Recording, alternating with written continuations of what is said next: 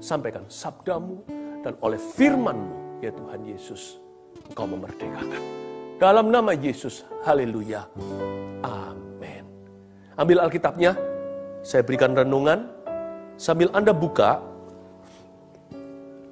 di Markus pasal yang ke-5, I have a confession to make, ada sebuah pengakuan, bukan pengakuan dosa sih, tapi mau memberitahu pada Anda. Saya sempat memikirkan kalau mulai bulan ini kita saat teduhnya hanya 1 kali aja seminggu. Mestinya sekarang ini di YouTube IG Live saat ini saya umumkan kepada Anda. Tapi Roh Kudus punya rencana berbeda. Setelah menggumulkan diskusi dengan tim, rasanya hati nggak tahan, semakin merasakan beban ilahi. Good news, kabar baiknya adalah kita akan terus adakan 2 kali seminggu. Ya, saya belum bisa komit waktu lebih. Saya nggak nganggur loh. Tiap hari meeting online, siang malam, ya pagi siang urusan kerjaan, malamnya ada ibadah ini itu, ada banyak sekali. Saya nggak bisa komitmen waktu lebih, tapi kita maksimal 2 kali ini, maksimalkan maksudnya. Tuhan sungguh-sungguh mencintai Anda loh. Waktu saya memikirkan mungkin dikurangi, mungkin sudah waktunya, udah lewat. Roh Kudus seperti seolah-olah bilang, jangan. Tuhan memperhatikan Anda loh. Siapa bilang Anda tidak dikasih? Tahu nggak, ini ada bukan karena kami, karena Anda yang mengikuti, karena Tuhan merasakan kebutuhanmu. Berarti Yesus akan menjawabmu. Itu kabar baiknya, bukan? Doakan kami juga, supaya kami ini terus diberikan Tuhan kekuatan, ketabahan dalam pelayanan untuk bisa terus mengemban. Untuk saudara-saudara, untuk Anda sekalian ya. Anda juga terus bisa mengikuti khotbah, bukan hanya ini. Ada banyak sekali koleksi firman yang saya bagikan, yang keluar dari hati dan pengalaman saya dengan Roh Kudus. Itu ada di YouTube. Kalau Anda belum subscribe, bisa tekan tombolnya dengan lambang lonceng itu. Saya bukan minta tambah followers, saya nggak ada keinginan begitu, buat apa sih? Lebih enak privacy sebenarnya sih. Tapi kalau itu berguna buat Anda, kami mau jadi roti yang dipecah-pecahkan untukmu, anggur yang dicurahkan. Ya, mari kita sama-sama belajar firman Tuhan. Kita buka Markus pasal 5, saya kasih judulnya agak aneh, karena hari ini saya mau fokus kepada kelepasan. Jikalau yang lalu, waktu kita saat teduh, judulnya Roh Kudus dalam kelemahan. Ternyata Minggu Pentakosta, bukan?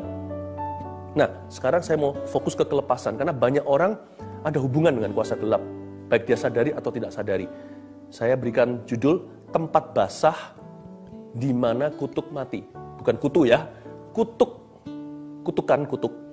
Tempat basah di mana kutuk mati. Segala kutuk di sana, orang Hokian bilang betahan, tidak bisa tahan punya. Ya, semua kutuk di situ mati, dosa berhenti, setan pergi. Tempat basah itu adalah titik 2, kita baca dulu ayatnya, nggak banyak-banyak. Ini ceritanya panjang tentang legion, Yesus mengusir roh jahat dari orang Gerasa. Tapi kita fokus 3 ayat saja, Markus 5 ayat 11, 12, dan 13. Kita baca bersama-sama, jadikan kebiasaan saat teduh ini ya. Oke, 1, 2, 3. Adalah di sana di lereng bukit sejumlah besar babi sedang mencari makan. Lalu roh-roh itu meminta kepadanya, katanya, suruhlah kami pindah ke dalam babi-babi itu. Biarkanlah kami memasukinya. Yesus mengabulkan permintaan mereka. Lalu keluarlah roh-roh jahat itu dan memasuki babi-babi itu. Kawanan babi yang kira-kira 2.000 jumlahnya itu terjun dari tepi jurang ke dalam danau dan mati lemas di dalamnya. Ini what an interesting story, sebuah cerita yang sangat-sangat unik sekali. Kayaknya nggak terjadi lagi. 2.000 babi bunuh diri, kelihatannya begini. Padahal ada ceritanya, kalau diterangi firman itu ajaib sekali untuk kita bisa mengerti. Ya, babi adalah hewan yang disukai oleh beberapa suku untuk dimakan maksudnya, tapi notabene sebagian besar menjadikannya makanan yang diharamkan. Padahal babi itu adalah hewan yang intelijen. Saya pernah sekali menonton sebuah dokumentasi karena saya suka ilmu pengetahuan. Waktu saya menonton itu televisi, dijelaskan cerita-cerita, lalu riset ilmiah, bahwa babi itu bisa berpikir, dia intuisinya tajam. Malah tidak sedikit yang percaya bahwa babi lebih pintar dari anjing yang terlatih pula, yang dapat dilatih. Tapi ya apa boleh buat, beberapa orang memang suka dagingnya, sedangkan yang lainnya mengharamkannya. Babi ini pasti, sekalipun dia tidak punya roh, dia bukan manusia yang punya akal budi seperti Allah, tapi babi punya intuisi, punya feeling kan. Bahkan hewan pun induknya bisa sayang dengan anak-anaknya, bisa lindungi loh. Bayangin tuh macan, mulutnya buat terkam rusa, kerbau segalanya, tapi di mulutnya dia bisa angkat anak-anaknya tanpa berdarah. Jadi hewan pun tahu cinta kalau dia nggak ngerti kasih. Ya, nah babi ini bisa berpikir juga. Ada sesuatu yang sangat profetik kalau kita baca di cerita ini. Karena sebelumnya, setan-setan ini jumlahnya banyak sekali. Mereka menyebut dirinya legion. Ketika ketemu Yesus, mereka ketakutan dan berkata, jangan usir kami ke dalam lautan api, belum waktunya. Lalu mereka setan-setan ini, roh-roh jahat ini, memohon kepada Tuhan, alias berdoa. Setan tuh kalau kejepit, dia berdoa. Anak-anak Tuhan kalau kejepit, malah justru lari dari hadiratnya. Ini setan, dia kepepet, udah. Dia terhimpit, lalu dia berkata sama Tuhan memohon, izinkan kami pindah ke babi-babi. Ada 2000 ternakan itu. Tuhan itu loh, so nice ya Tuhan ya. Padahal sama iblis kita jangan berdialog loh. Bapak Ibu Saudara, jangan sekali-kali bicara dengan sisi kuasa gelap. Gak ada yang perlu dibincangkan terus terang. Tapi Tuhan itu loh, tutur katanya itu sangat santun. Sekalipun dia menghadapi roh-roh najis, Tuhan itu tidak kasar, tapi dia tegas. Dia berkata, pergi, go. Legion itu semuanya terbang ke babi-babi itu. Babi-babi itu langsung lari. Dia terjun bebas dari tepi jurang ke dalam danau, tempat yang basah itu, dan mati lemas di dalamnya. Menurut saya, babi-babi itu bukan bunuh diri. Babi-babi itu dibunuh. Setan kalau di dalam diri seseorang, dia akan mencuri terlebih dahulu. Apapun bisa dicuri, damai sejahtera, kerukunan.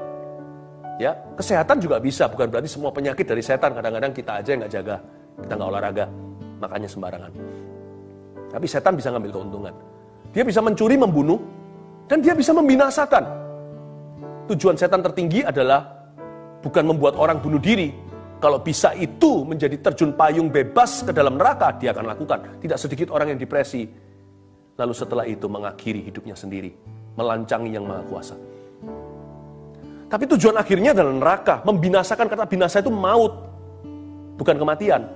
Orang-orang yang sudah punya Kristus tidak bisa disebut, tidak bisa dikatakan tentang mereka maut, sampai maut menjemput mereka. Kita sudah tidak dijemput maut, kita dijemput Yesus kalau kita mati. Kita hanya bisa dikatakan tentang kita begini, hingga kematian memisahkan, atau hingga kematian menjemputnya. Kematian bisa jemput saya, tapi mati adalah keuntungan. Oke?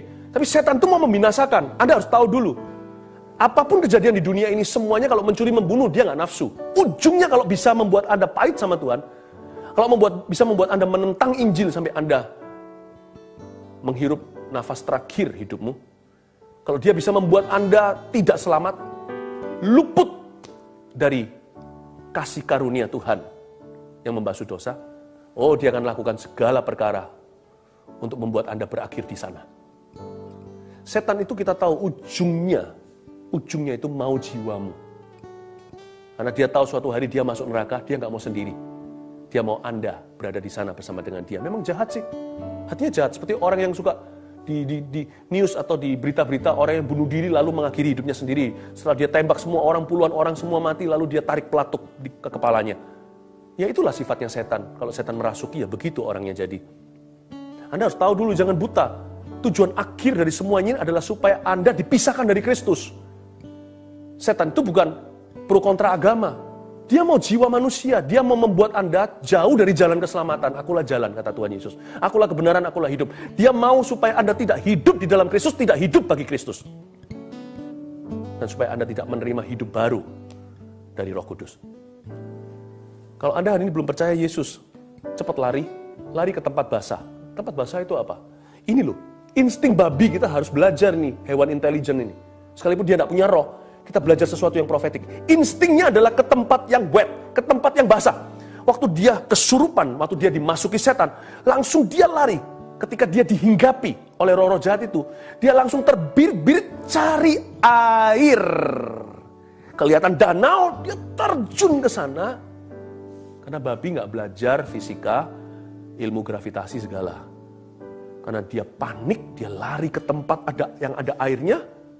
Bukannya kecemplung ke sana, malah terjun bebas dan mati berdarah. Ketika sampai ke air itu udah pecah tubuhnya. Tapi belajar dari instingnya. Immediately those pigs, babi-babi itu, mencari water. Kalau Anda dihinggapi setan, kalau Anda diserang kuasa gelap, roh jahat, jikalau Anda mendapatkan godaan yang melebihi kadar biasanya, Anda tahu something is wrong. Kalau kutuk itu nggak bisa dipatahkan, Anda mau mencangkul sawah cangkul yang dalam berkeringat, sampai berdarah pun tidak tumbuh apapun, seolah-olah langit itu tembaga, tanah itu baja. Anda tahu, turun-temurun kayak cerai. Turun-temurun kayak seperti penyakit tertentu, udah trennya begitu. Kalau medis kan mungkin gennya ya. Tapi kita percaya dalam Kristus, kita adalah ciptaan baru. Saya nggak ajarkan pada Anda untuk jadi orang superstisius, lalu dikit-dikit setan, nggak juga. Cuman kita juga bisa punya rasa curiga, makanya ada karunia membeda-bedakan roh, bukan? Anda lihat ini patronnya nggak beres, sesuatu nggak bener ini. Ya, nggak ada salahnya kita cari air. Kita cari apa yang membebaskan, di mana kutuk berhenti. Semua kutuk mati, dosa berhenti, setan pergi. Dan tempat itu adalah titik 2. Ada 1, 2, 3. Tempat yang basah di mana kutuk mati. Nomor 1, tulis hadirat Tuhan. Hadirat Tuhan yang lambangnya seringkali adalah Roh Kudus tiba. Roh Kudus kan dilambangkan seperti air.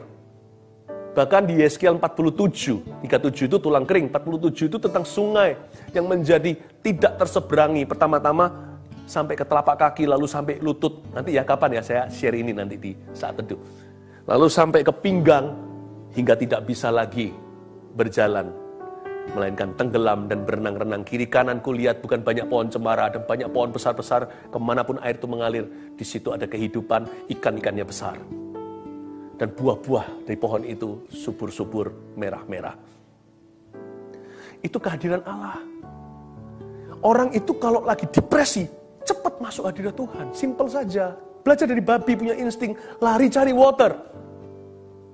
Tapi anehnya kita ini kalau lagi diserang sama kuasa gelap atau ditimpa masalah bertubi-tubi, hati-hati dengan ini ya. Saya tambahkan sesuatu.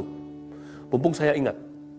Familiar spirit. Tahu familiar spirit? Ya, familiar dari kata familiar. Familiar itu. Rasanya kok familiar ya, you ini ya, kalau kita ketemu teman. Anda ini kayaknya saya pernah ketemu. Kalau dalam bahasa Chinese ada lagunya China, Li Jian Guo Ni. Ya kan? Di mana nih ketemu dengan orang Anda ya? Kok familiar ya? Rasanya kita pernah ketemu deh. Karena kayaknya kita pernah dulu satu sekolah atau apa. Familiar. Orang Indonesia. Dia pergi ke luar negeri, dia cari makanan Indonesia. Setelah 2 minggu, dia udah bosan roti. Katakan kalau di negara barat, dia cari sesuatu yang familiar di lidahnya, sambal atau apa. Kalau perlu keluarkan sambal bungkusan yang dia ambil itu, sasetan. Dia mau yang familiar. Setan juga ada yang namanya familiar spirit. Yang familiar dengan hidup Anda. Tempat Anda jatuh bangun itu yang selalu digocoh di situ. Atau familiar dengan your family. Keluarga Anda itu selalu diruntuhkan di dosa itu. Atau di musibah tersebut. Kerja apa aja nggak berhasil. Saya nggak berkata ikut Tuhan itu kemakmuran. Tapi ada bedanya dengan orang yang kena kutukan. Kayak rasanya ini familiar spirit. Ini familiar spirit. Satu-satu matinya begitu. Satu-satu jatuhnya begitu. Hati-hati dengan itu. Kalau Anda melihat sesuatu tanda-tanda seperti itu, harusnya cepat lari ke water, ke air. Cepat lari ke hadirat Tuhan. Karena di hadirat Tuhan, setan betahan. Dia nggak bisa tahan. Mana bisa setan tinggal bareng sama Tuhan Yesus? Pasti salah satu pergi. Dan yang pergi tentunya adalah setan, bukan Tuhan. Karena dia lebih, karena apa? Karena dia terlebih besar. Yesus terlebih besar di dalam. Hadirat Tuhan, kehadiran Roh Kudus seperti air itu. Hadirat Tuhan itu terdiri dari yang privat dan korporat. Yang privat itu ketika kita berdoa, Alkitab mengatakan Immanuel, kado waktu Yesus mati bagi kita terbesar, bukan hanya nama kita tertulis di kitab kehidupan, kita masuk surga nanti suatu hari. Kado yang terbesar adalah kita punya teman dengan T huruf besar, Immanuel. Ketika Yesus diberikan, Allah memberikan teman sorgawi pada kita yang tidak pernah meninggalkan kita. His name is Jesus, Immanuel. Sehingga ketika setiap kali kita menyebut nama Yesus gini loh, kalau kita mau tahu gimana caranya masuk hadirat Tuhan the expressway, cara tercepat gini. Sebut nama Yesus, tapi jangan sebagai sumpah serapah. Sebut nama Yesus bukan secara agamawi. Oh ya, puji Tuhan di depan manusia, seperti Farisi untuk dapat kekaguman mereka. Jangan. Kalau Anda sebut nama Yesus, sebut aja namanya, Yesus gitu, tapi secara tulus dari hatimu karena haus. Broken heart pun, hancur hati, jiwa patah remuk pun Tuhan tidak akan pandang hina. Kalau Anda sebut nama Yesus itu mengundang hadirat Allah, karena Yesuslah hadirat Allah. Cukup Anda berkata, Yesus. Nggak usah dilihat manusia, asal dari hati yang tulus, Yesus ada di sana. Ya kan? Nggak percaya? Anda yang punya anak masih kecil katakanlah, kita semua kan bayi forever di mata Tuhan. Kalau anaknya sudah bisa panggil mama, dia panggil mama, mamanya langsung datang. Itu bukan hanya nama, Anda sebut namanya, orangnya tiba. Saya waktu anak saya masih kecil, masih bayi, kalau sudah bisa, bukan bayi, udah bisa panggil saya daddy atau papa gitu, daddy. Panggil patah-patah pun saya langsung ada apa? Saya ingat suatu hari salah satu anak saya mandi, dia terpleset atau apa. Dia bilang, Daddy. Dengan sedikit nangis saja. Kalau ada tangisan sedikit aja, tambah cepat langkah kaki saya. Langsung naik ke atas, itu di loteng waktu itu. Saya bilang, ada apa? Ada apa, nak? Tuhan tidak kalah protektif sama kita. Sebut namanya Yesus secara privat. Di hatimu juga boleh. Dia akan tiba. Anda rasa sesuatu atau tidak, dia ada di sana. Atau secara korporat, 2-3 orang berkumpul dalam nama Yesus, dia ada di situ. Kayak gini sekarang, kita saat teduh. Berapa ribu, kita sama-sama kumpul, tempat beda boleh lah, nggak apa-apa. Yesusnya sama kan. Mendingan daripada tempatnya sama, Yesusnya beda. Tuhannya beda. Tapi kita tempat yang di mana-mana, sampai luar negeri, di mana-mana ini. Ke mancanegara, Yesusnya sama. Waktu kita sebut Yesus bersama-sama, boom! Baik di gereja, atau ketika kita berdoa bersama-sama, Jesus is there. Di situ setan bisa kalah. Yang kedua, tempat basah di mana kutuk mati itu firman Tuhan. Get into the word, masuk aja dalam Alkitab.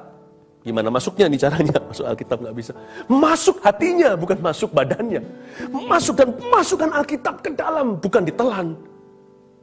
Masukkan dalam hati. Maka perkataanmu telah kutaruh dalam hatiku, supaya jangan hamba berdosa padamu. Maka perkataanmu telah kutaruh dalam sanubariku, supaya jangan aku berdosa padamu. Lari ke firman. Kerjaanku gak beres-beres, semua yang kulakukan tidak tembus-tembus, tidak terterobosan, tidak ada keberhasilan. Masuk ke firman, dan firman masuk ke dalam dirimu. Percayalah, kita masuk terus belum terjadi sesuatu, terus masuk pasti terjadi sesuatu. Masuk terus belum terjadi, terus masuk pasti terjadi. Tekun, masuk dalam firman. Firman masuk dalam hatimu. Engkau akan berbuah, Yohanes 15 katakan. Yesus gak berdusta, kalau Yesus bilang begitu, itu begitu. Ya, firman Tuhan kalau kita masuk ke Alkitab ini, baca dan Alkitab masuk ke kita, firman Tuhan itu tempat yang basah. Selalu ada 3 partikel yang tidak bisa luput, unavoidable. Kita nggak bisa mengelaknya. Firman Tuhan terdiri dari perintahnya. Masuk Alkitab pasti kebentur perintahnya. Jangan muak dengan perintahnya, jangan ketakutan. Terimalah welcome sebagai best friendmu. Perintah-perintah Tuhan kelihatannya susah, tapi membuat hidupmu tidak susah karenanya. Lalu selain perintah Tuhan, janji Tuhan. Itulah firman Tuhan. Enak, kita ada ribuan janji di dalam dan masing-masing itu adalah rema untuk kita suatu hari nanti. Selain itu ada nubuatan. Bukan perintah, bukan janji, ada nubuatan. Tuhan beritahu, hei, nanti begini ya, nanti begitu ya. Kelihatannya umum, tapi waktu kita baca, spesifik dalam kehidupan kita. Masuk dalam firman, setan takut ke sana. Percayalah saya, kalau ada orang roh jahat yang mau bully Anda masuk dalam firman, disitulah dia nggak dapat visa, nggak bisa masuk punya. Lewat situ imigrasi ini, dia nggak bisa tembus. Saya beritahu ya, setan nggak punya visa. lewat ini, imigrasinya nggak akan tembus. Jadi kalau Anda taruh di sini, dia nggak bisa menembusmu. Bukan berarti bawa Alkitab lawan Dracula. Karena ini sebenarnya buku biasa nih, cetakan ini semuanya kertas. Mau dibuat linting-lintingan juga bisa. Isinya itu loh firman. Jadi jangan dewakan Alkitabnya, the book. Kontennya ini dibaca. Itu tempat yang basah. Yang ketiga, tempat basah selain hadirat Tuhan dan firman Tuhan apa? Persekutuan saudara seiman.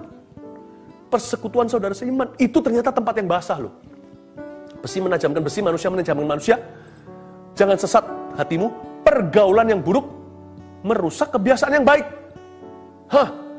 Kalau Anda diserang setan, atau mau jauh dari setan, atau mau menang atas setan, atas kutuk, dosa, segala, jangan bergaul dengan orang yang salah. Jangan duduk sama-sama dengan pencemooh. Jangan berdiri di jalan orang berdosa. Jangan mendengar nasihat orang fasik. Kenapa? Pernikahan lu ada masalah. Emangnya laki cuman dia? Loh, kok jadi begitu?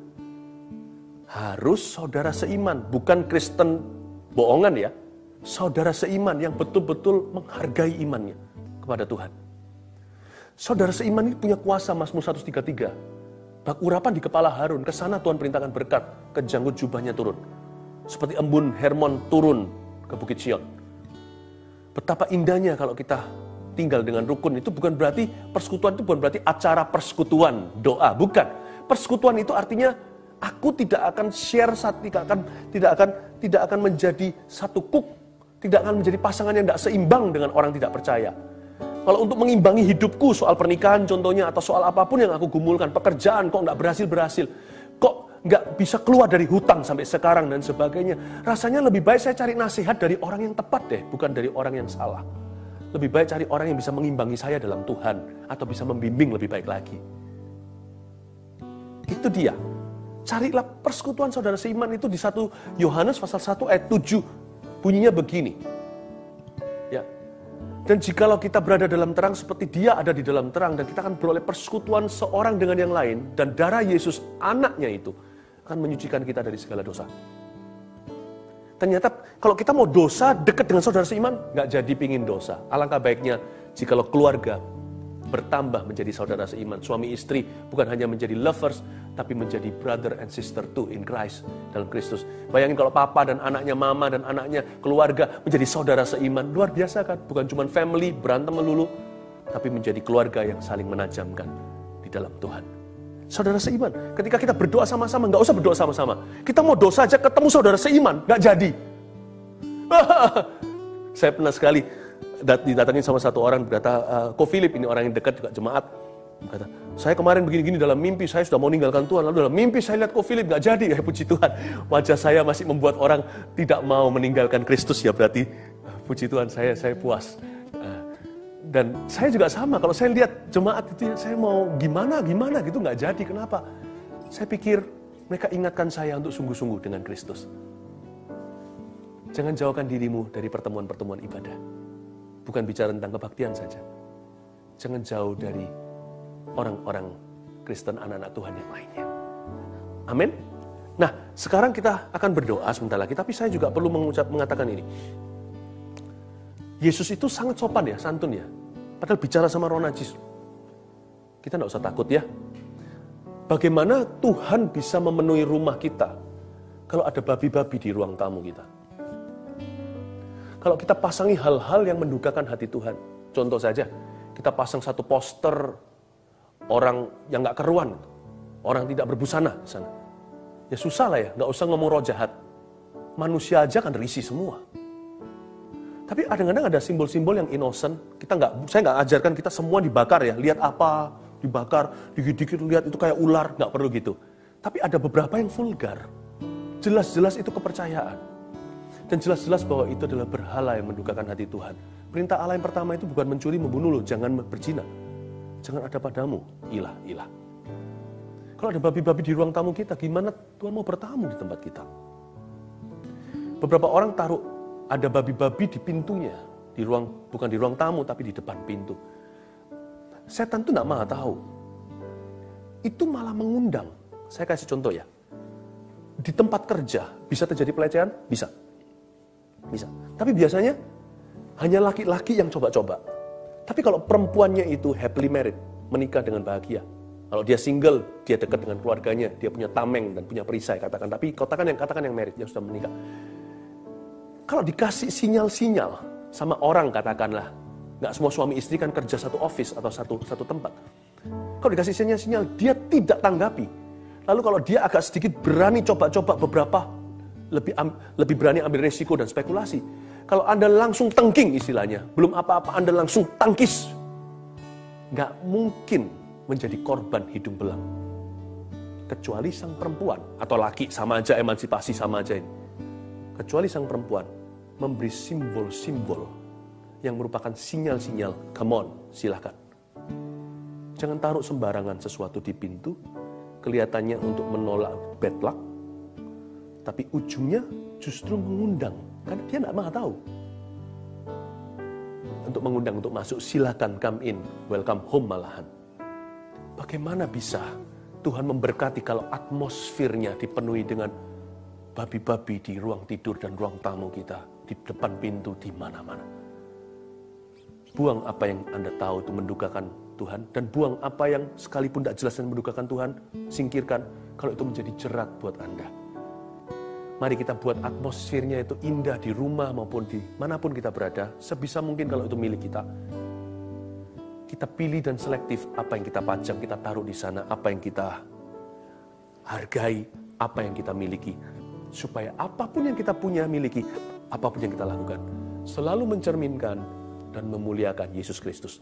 Kalau Anda bukan pemilik rumah atau kepala keluarga, Anda tidak bisa sembarangan loh ya, hati-hati. Jangan pakai cerita Gideon lalu sembarangan hancurkan ini itu. Saya rasa itu juga tidak memuliakan Tuhan, itu nggak sopan. Tapi kalau Anda diajak, Anda berhak. Karena setiap orang punya keyakinan. Anda bisa ngomong dengan siapa lebih pangkat di rumah Anda dan berkata, boleh nggak saya nggak ikut karena saya adalah orang Kristen yang sungguh-sungguh, boleh nggak saya doakan dengan cara saya. Saya rasa dengan sopan, Tuhan lembutkan hati mereka. Biasanya orang kan nerima.